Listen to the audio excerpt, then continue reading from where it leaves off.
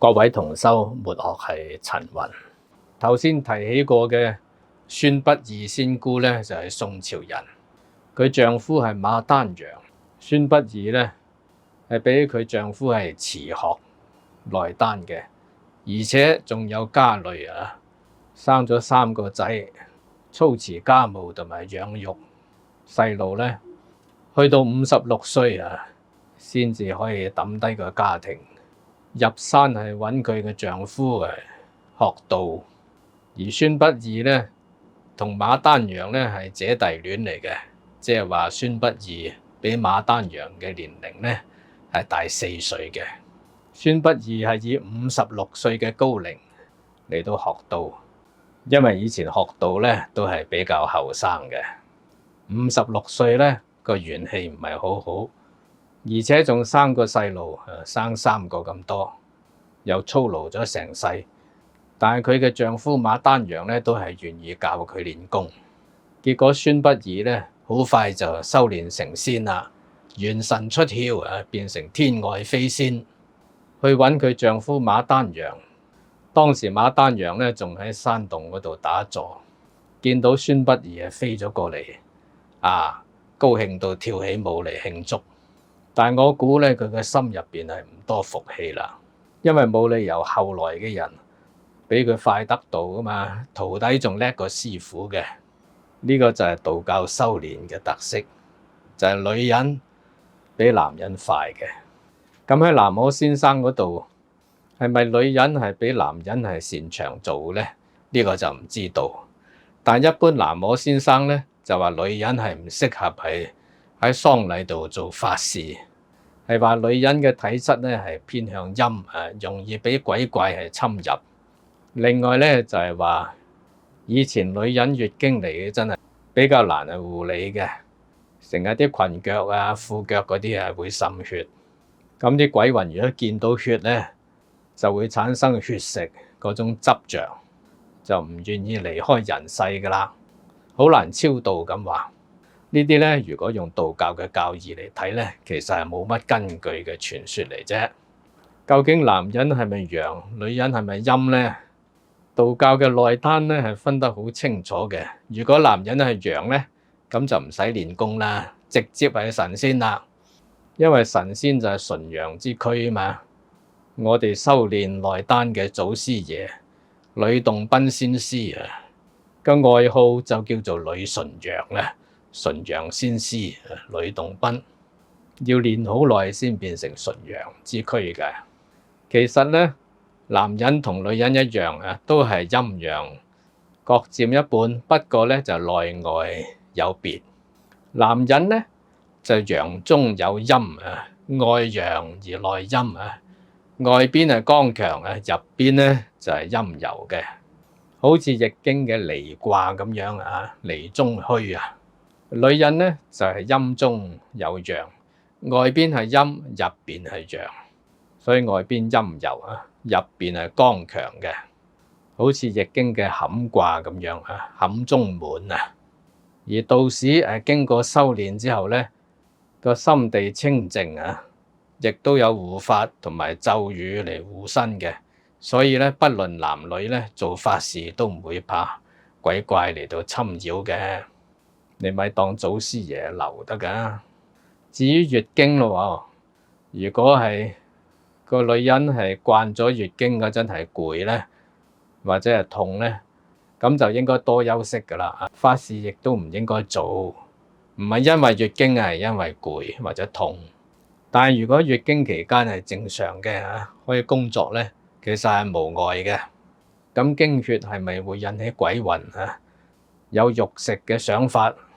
而唔想投胎轉世咧，其實係唔會嘅，因為初初死嘅鬼魂咧，其實仲係有人嘅習性係眷戀住日常嘅飲食嘅，唔會諗住食血嘅。咁乜嘢係想食血咧？就係嗰啲山神妖精嗰啲啦。咁呢啲咧就唔係道教神譜入邊有嘅。山神妖精嗰啲就會係食血，或者係食啲係帶血嘅肉食，半生熟嗰啲肉食。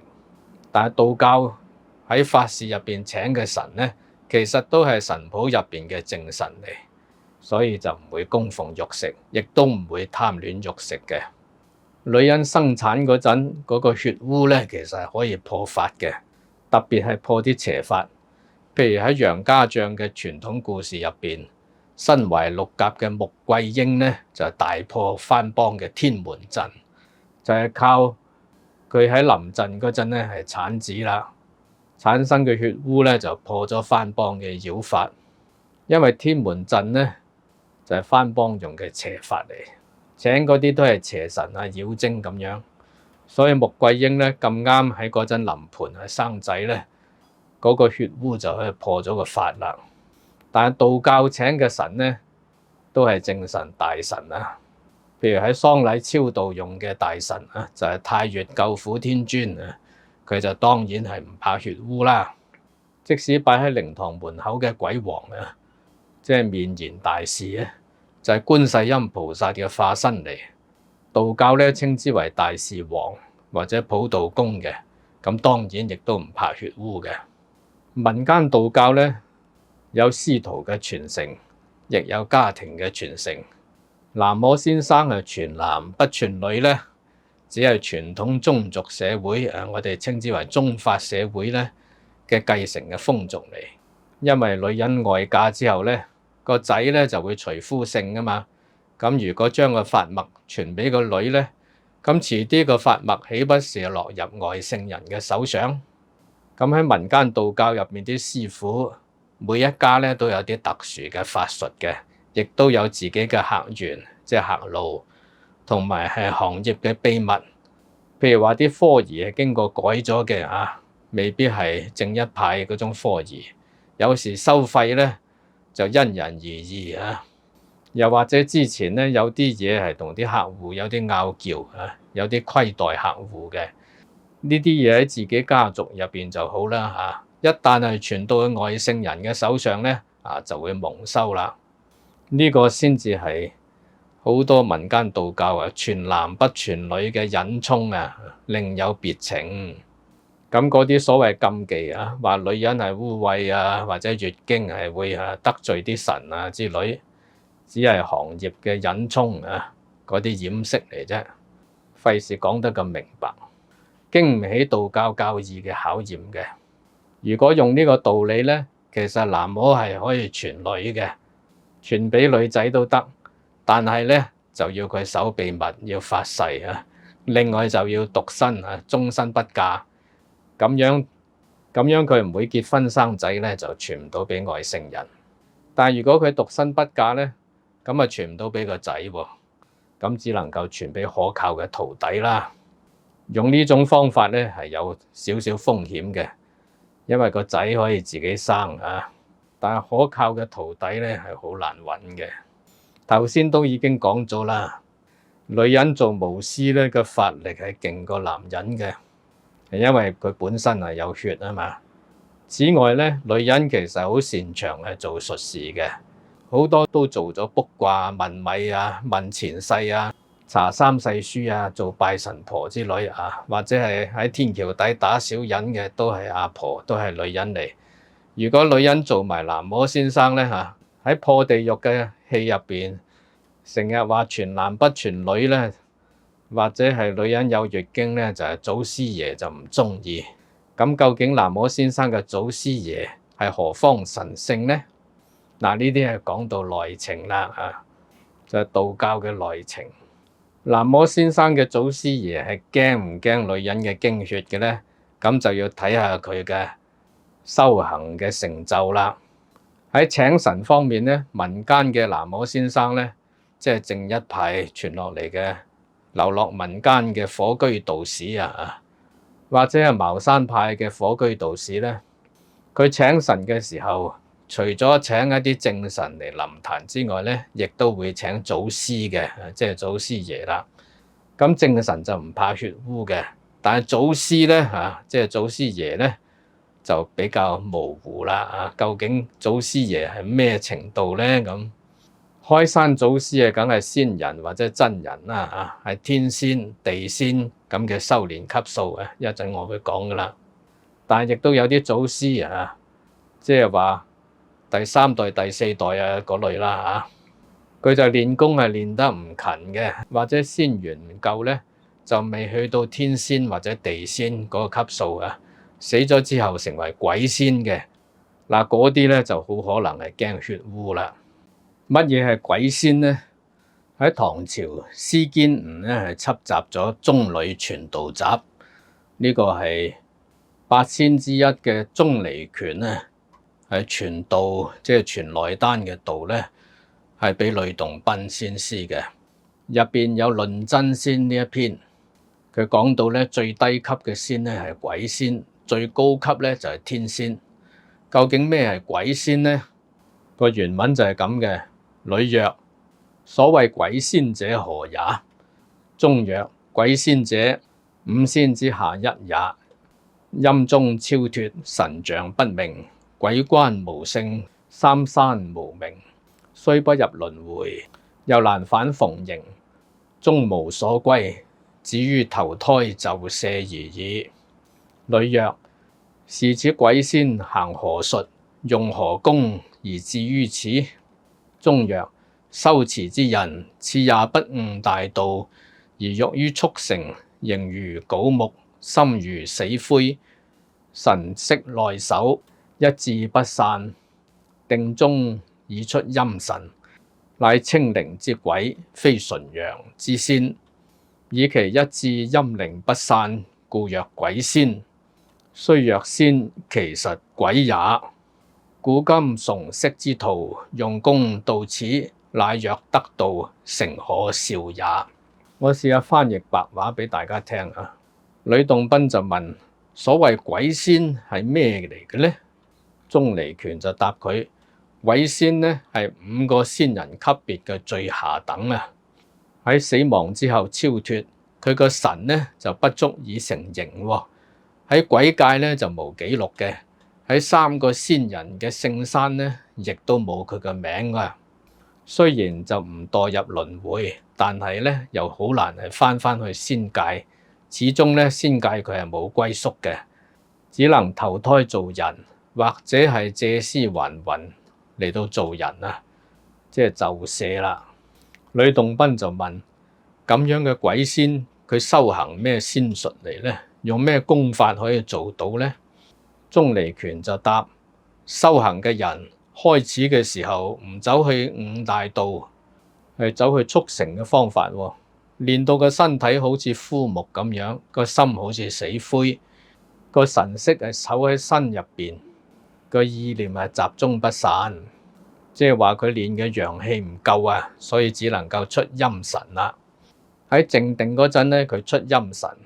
係靈性乾淨嘅鬼嚟，但係就唔係陽氣純正嘅仙，因為佢嘅意念係集中咧，即使係陰氣重，魂魄咧都唔會散失嘅，所以叫做鬼仙啦。所以佢雖然係仙啊，但係其實係鬼嚟嘅。古往今來好多係崇尚修佛嘅人咧，用功去到呢個地步就叫做得道。想起嚟其實都幾可笑嘅。鍾離權最後一句話咧係用嚟諷刺嗰啲禪定解脫嘅佛教修行者。佢認為咧呢啲禪定解脫嗰啲咧，其實個陽神係唔夠嘅，係唔可以超脫成仙成佛，只能夠成為鬼仙嘅啫。喺民間道教嘅請神咧，確實係有時會請鬼仙嘅，就係一啲修行唔到家啊，未到天仙或者地仙嘅祖師爺啦。鬼仙咧係可以附身嘅，即係就舍，而發揮係超乎常人嘅體力，或者係有預知嘅能力。呢啲喺茅山教喺神打嗰啲成日都見到噶啦，或者係請啲狐仙上身之類。大部分嘅鬼仙咧都有若干嘅法力，佢哋係唔怕血污嘅，因為茅山教嘅道士做法事嘅時候會用雞血嚟到拜祭啲山神妖怪咁樣啊，嚟到幫手揾一啲魂魄翻嚟。呢啲叫下界嘅神靈。呢啲下界神靈咧係動物靈啊、妖精啊之類嘅陰靈嚟嘅，因為陽氣唔夠啊，所以叫做陰靈。如果人經過若干修練而亡故咧佢個陽氣唔夠咧，就叫做鬼仙啊。如果係動物修練嗰啲咧，就叫做陰靈啦。講翻南無先生南無先生嘅祖師咧係屬於正一派嘅，即使係修練未到天仙地仙咧，而係鬼仙咧，佢嘅法力都係足以係抵擋血污嘅。所以話如果係祖師爺係怕血污咧，咁唔通佢哋嘅法力仲差過啲動物變成嘅妖精鬼怪咩？始終人修成鬼仙咧係有若干嘅法力，係犀利過動物噶嘛。至於作法嘅時候用血污嚟到係鎮壓嗰啲山精鬼怪或者鬼魂咧，譬如話係用紅雞血黑狗血嗰啲咧，就一定係要用雄性嘅雞同埋狗嘅之前咧就喺動物度戒一刀係攞血出嚟，咁啲動物受驚咧係有少少魂魄係散失喺血液入邊嘅。道士咧就用血液入邊嘅陽氣嚟到係鎮壓啲陰靈啦。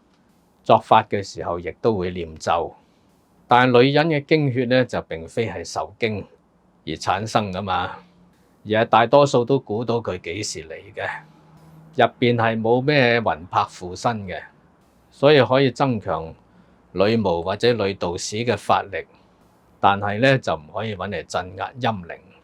咁至於有人話啲月經係會吸引啲陰靈嚟到食咧，亦都係可笑嘅，因為用雞血之類嚟供奉山神鬼怪，就一定好恭敬咁奉上嘅，嗌到佢哋嚟，佢哋先會食，佢哋係唔會自己走嚟食血嘅。